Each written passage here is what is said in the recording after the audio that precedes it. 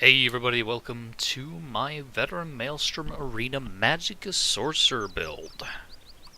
So yeah, let's take a look at it.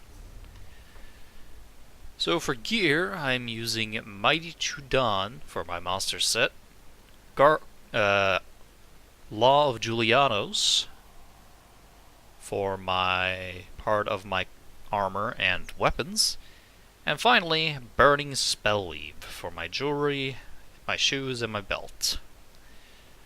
The combination of these is relatively decent. You get quite a lot of spell damage, some decent spell crit, a little bit of magicka. It's a nice set. I ultimately really enjoy them. Burning spellweave is something we have relatively good uptime on as far as I'm concerned, since we're using a lot of fire. 2 infernal staffs of julianos. The front bar is flame with infused, or flame enchantment with infused, and the back bar is absorb magicka enchantment with infused. Ultimately, the enchantment isn't super important and can be changed around as you see fit. The jewelry is the only important thing that isn't julianos, simply because crafting jewelry and upgrading it to epic or purple, and especially yellow, is really expensive. We're using full arcane for the trait and magicka recovery enchantment on all the jewelry. You could change that if you see fit, but I personally just like having a lot of recovery so I can spam spells more recklessly. Divines on as much of the armor as possible. We're using medium guards of julianos, medium pants, and a heavy chest with max HP enchantments. We also have a max health enchantment on the head with infused trait. I'm using infused on the shoulders and training on the belt, but they should preferably be divines. I just haven't gotten around to transmute them. I couldn't be bothered. I'm lazy. So yeah, it's a very straightforward set. Of course, Mighty Chudan requires you to finish veteran maelstrom runes of Mazatun, which can be kind of a pain in the ass, especially if you have low CP. If that's the case and you don't have access to it, you can change it for something else. You could go for 2 different monster sets that have spell and physical resistance. You can go for Ice Hearts, which gives you a nice shield when you get a crit, which this build has a lot of crit. You can go for... well, yeah, you can explore. I'm not sure if I would recommend Bloodspawn, but I'm personally just not very fond of that set for anything other than the tank. But that's just my personal preference. So, that's the gear. As you can see on the stats, we have an okay amount of spell damage unbuffed, 50% spell crit on our front bar, and we have almost 20,000 spell resist and 17,500 physical resistance, together with almost 20,000 health, and 34,000 magicka, with almost 2,000 magicka recovery. Honestly, that's pretty solid in my opinion. So we have a lot of nice raw stats. We have decent health, good resistances, quite a lot of magicka, and spell damage, so our damage is pretty solid. Now for the skills. On our front bar, where I'm using Crushing Shock, Crystal Fragments, a Hardened Ward, Summon Volatile Familiar, Inner Light, and the Greater Storm Atronach Ultimate. On the back bar, I'm using Mage's Wrath, Liquid Lightning, Daedric Prey, Power Surge, Summon Volatile Familiar, and Fiery Rage, aka the Destruction Staff Ultimates. Now, this set of skills have really good synergy, mostly utilizing everything I can out of Power Surge, which is a big part of why I feel that Magicka Sorcerer is so good for Maelstrom Arena. For 33 seconds, you gain Major Brutality and Major Sorcery, increasing our weapon and spell damage by 20%. And while active, getting a critical strike heals you for 2,550 health. That's a good chunk of health, and as we saw, we have 50% crit chance on the front bar. And that's not even including some of the passes that increases it even further. So here's the beauty of it. We're using the Volatile Familiar. Now, when we activate this, it creates these shockwaves. That's not the sound being bad, that's just me putting the game sound very low. So all of these, they do a decent chunk of damage, but more importantly, they can critically strike. And the familiar's attacks can also critically strike. So all of those can proc Power Surge's heal, which also can critically heal us for even more health, which is really, really nice. On top of that, we're also using Crushing Shock. Now the reason that I like to use Crushing Shock over, say, Elemental Weapon from the Sigil line, even though Elemental Weapon does more raw damage, Crushing Shock is 3 separate attacks. So if we take a look at the dummy here, nothing crit. All 4 crit. Lots of crit. We're getting a lot of criticals here. So we're spamming that, and then we have our regular rotation, and you're seeing we're almost constantly critting, which means we are constantly getting healed from Power Surge. That is the beauty of Crushing Shock for this Magicka Sorcerer build. On top of that, you also interrupt casting enemies, and that's very useful on certain enemies and bosses. It's especially useful on the last 2 arenas, which is something that really works. So this is our main spammable damage source. And next to that, we have Crystal Fragments. Since we're spamming attacks so frequently, Crystal Fragments has the chance to activate and proc, and as you can see, that did almost 15,000 damage. That's without a crit and without Power Surge. So that is a lot of damage.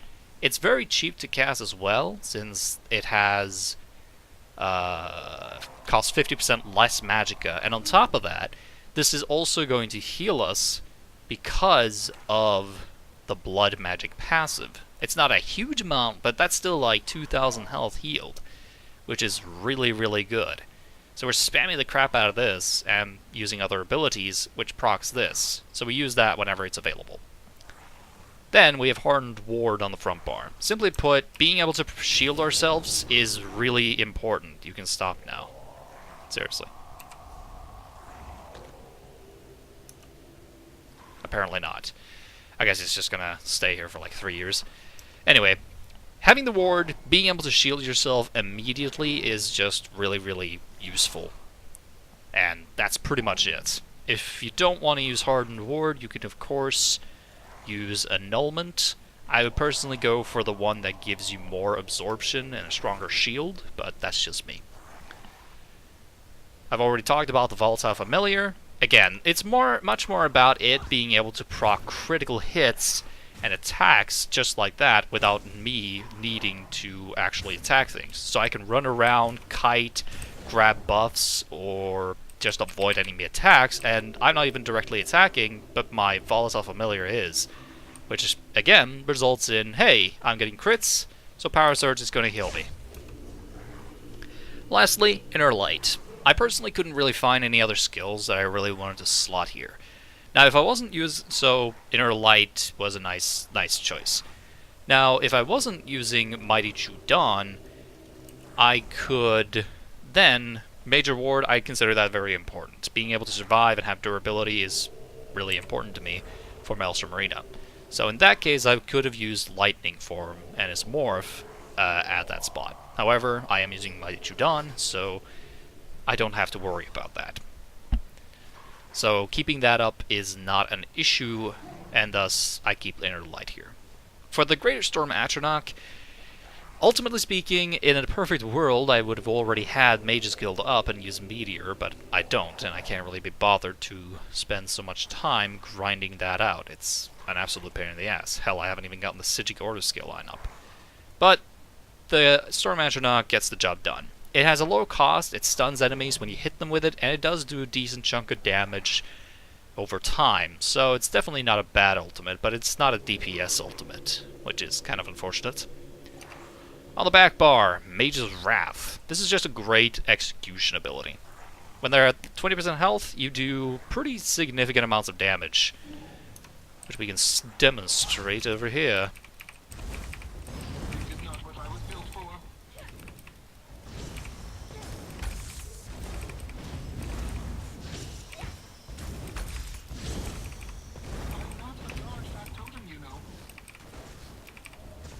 Yeah, so that finishes them off very, very quickly.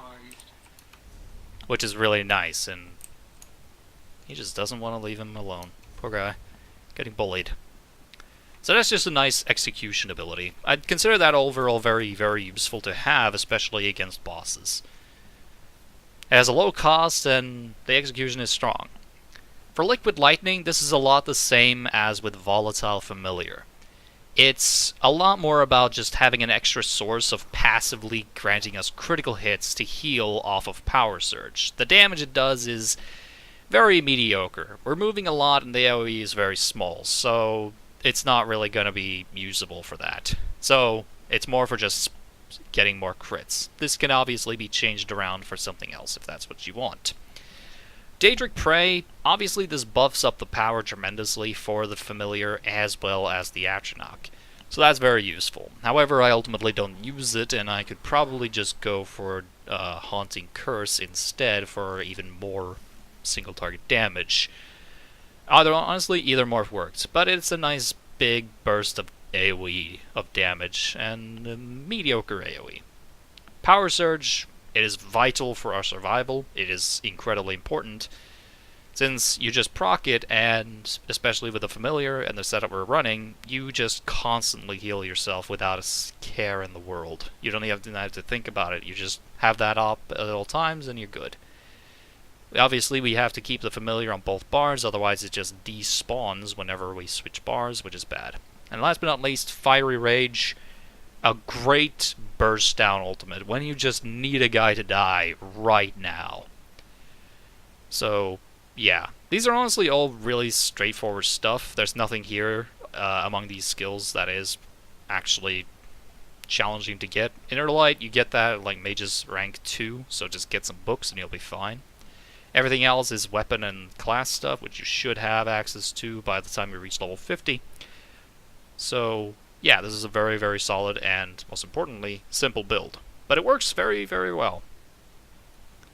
For passives, we have everything in the class passives, obviously, because why not? Obviously, you could take some of them out if you don't have the Familiar, which isn't necessarily essential, but again, it just gives you free healing, which is quite nice. Reduced costs, increased Magicka, all the good stuff. We have every single passive from Destruction Staff. We're using Fire Staffs, so that's pretty nice. We have every single skill for Light Armor, because we want to be able to, you know, not die and be able to do damage. Nice spell penetration, good spell crit, can't really ask for more. Windwalker, improved sneak and athletics from Medium Armor, just because we can. We don't actually sneak any, so that's actually kind of pointless, but nevertheless. And of course, we're grabbing all the important stuff from Heavy Armor. There's nothing in World that we interest in. I would not recommend that you go in this as a vampire. If you are a vampire, you can go, but I wouldn't recommend it. There's a good chunk of fire, and ultimately it's probably just going to get you killed. Fire's Guild, Banish the Wicked is a great passive. You generate 3, 6, or 9 ultimate every time you kill an undead Daedra or werewolf. There are lots of Daedra and a good chunk of undead and even a few werewolves in this, so this is overall really, really good. As you can see, I don't have it high enough. Here, Magicka Controller. If you're using a Magicka spell, then obviously you should have that.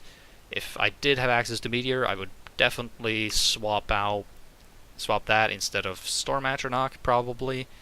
And also grab Everlasting Magic to make the dot, the ground AoE, last a little longer. But I don't have that, so I'm not going for that.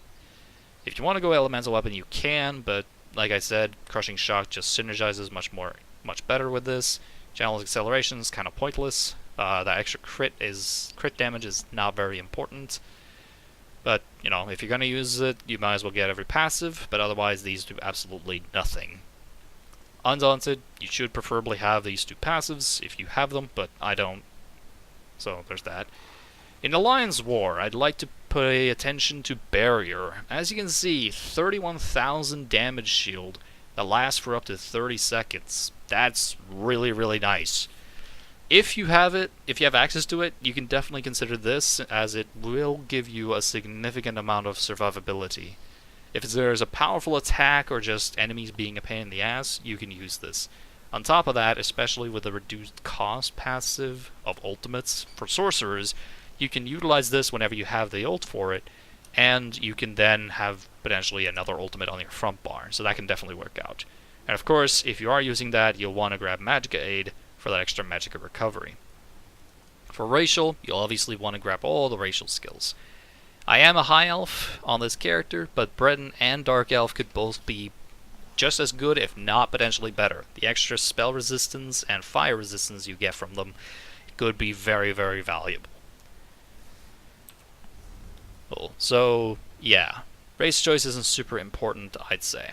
For food buff, I'm running Witch Mother's Potent Brew for extra Magicka, max health, and Magicka recovery. I'm very, very fond of it. For potions, I am simply using Crown Try Restoration potions, as I have way too many way more of those than I actually will ever use. And otherwise, I'm using regular Essence of Health, Magic, and Stamina potions that you pick up from dead enemies. Nothing special.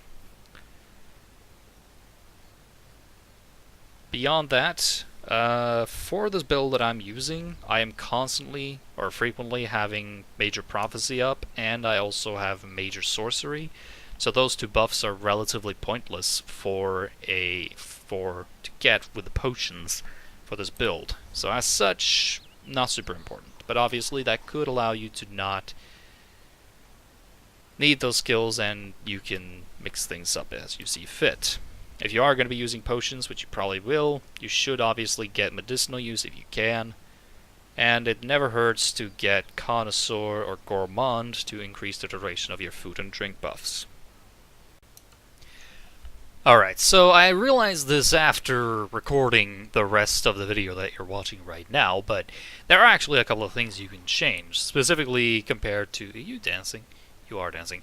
Especially compared to the potions segment. If you are more interested in changing or in using your own potions to keep up your spell damage and your spell crit, there are some things you can change.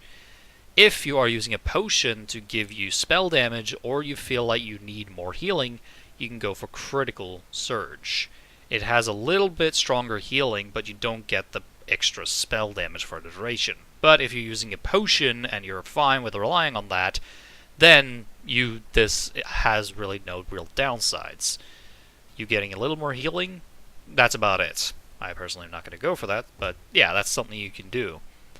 And of course, you can use Lightning Form with Boundless Storm. It has a 20% duration, or a 20-second duration, Major Ward, Major Resolve.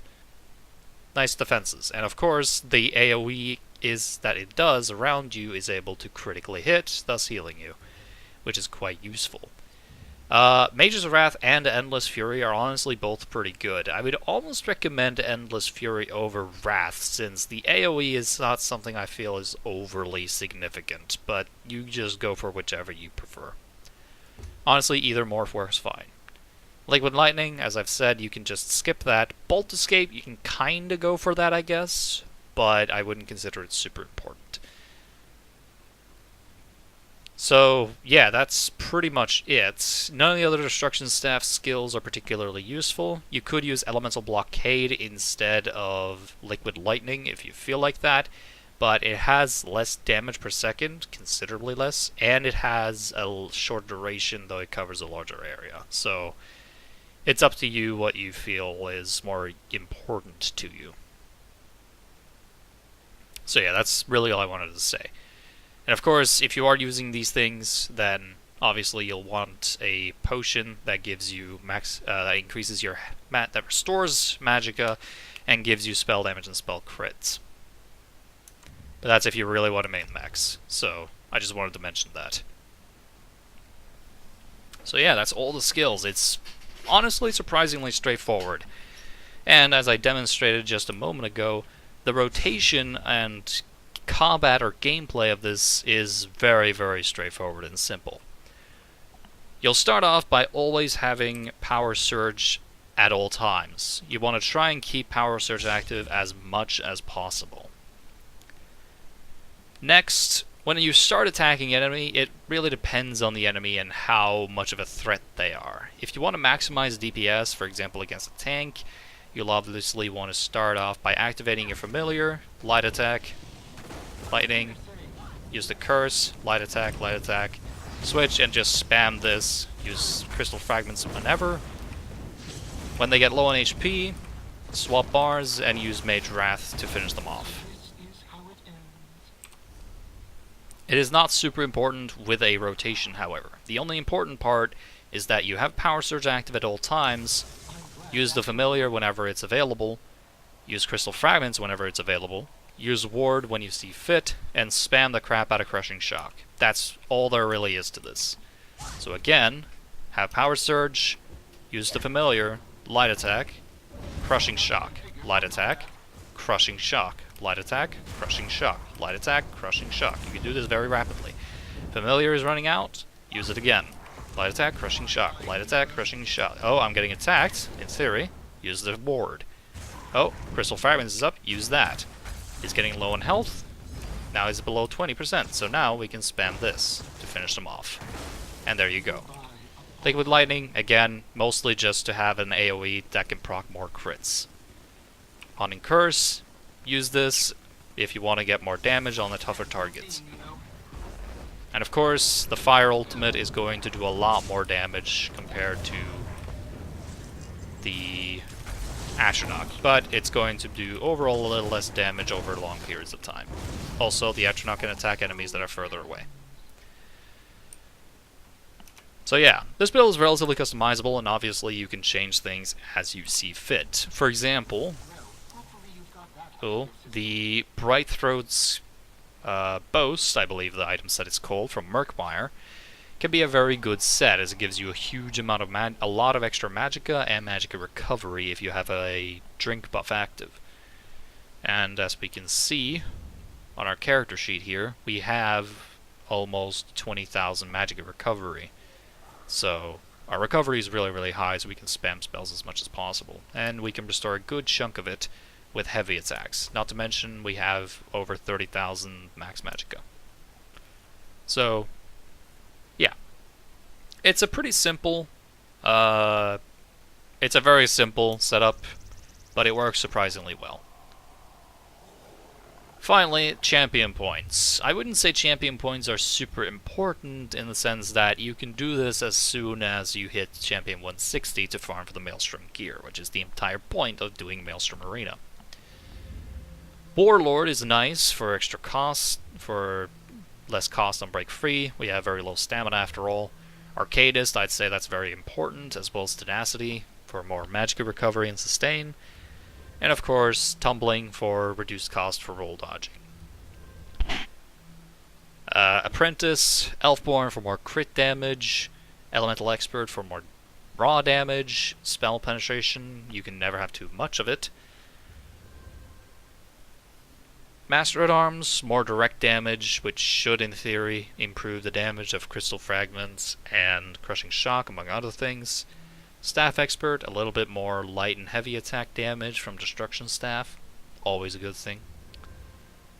And of course, Ritual, it's all physical, so it's rather pointless. We don't have much damage over time on this setup, it's mostly direct damage. In Steed, Ironclad, it's always a good thing, reducing the damage from direct attacks. Spell Shield, not that important.